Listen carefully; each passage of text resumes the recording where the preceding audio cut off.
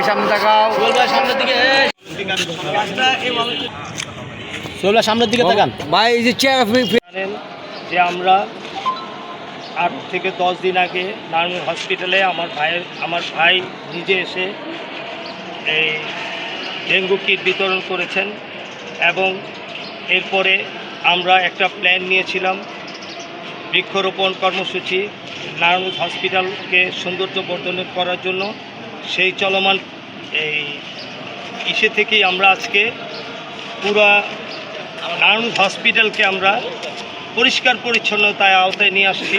আপনারা দেখবেন রাস্তাঘাটগুলো আজকে একদম পরিষ্কার পরিচ্ছন্ন এবং আজকে আমরা বৃক্ষরোপণ কর্মসূচি নিয়েছি।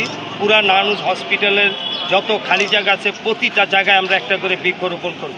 আপনারা জানেন যে কিছুক্ষণ আগে ডিসি মহোদয় এবং স্বাস্থ্য সিভিল সার্জন মহোদয় ওনারা আসছিলেন। তা আমি স্যারকে রিকোয়েস্ট করেছিলাম যে স্যার আপনার হাত দিয়ে একটা গাছ লাগাতে আমার ইচ্ছা। তা স্যার বললো যে না, আসলে আপনি লাগান, যে আমার একটা অনেক প্রোগ্রাম আছে, নাহলে আমি আপনার সাথে থাকতাম। তা যাক, স্যারকে অনেক ধন্যবাদ। স্যার আজকে একটা ডিজিটালি ওপেন করছে, আপনারা দেখেছেন। তা আমরা এর ভিতরে আমাকে একজনের প্রশ্ন করেছিল যে এই যে আপনি পরিষ্কার পরিচ্ছন্ন করতেছেন, গাছ লাগাচ্ছেন, এটা কি 2 দিনের জন্য? আমি বলছি যে না, এটা 2 দিনের জন্য না। আমাকে আল্লাহ পাক যতদিন বাঁচিয়ে রাখবে ইনশাল্লাহ প্রতি সপ্তাহে এই যে ছেলেগুলো দেখতেছেন এরা হচ্ছে আমার পরিচ্ছন্ন কর্মী।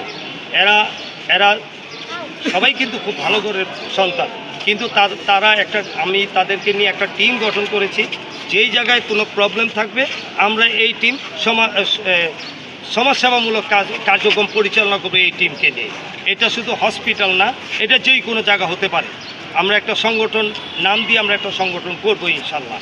তবে আপনাদের কাছে আমার অনুরোধ, সব সময় সব কিছু সত্য তুলে ধরবে এবং যেই জায়গায় প্রবলেমগুলো আছে আমাদের এই সংগঠনটা হয়ে গেলে আপনারা আমাদেরকে জানাবেন। আমি আমার টিম নিয়ে ওই জায়গায় ইনশাল্লাহ যতদিন বাইচা থেকে আমি কাজ করব। ধন্যবাদ।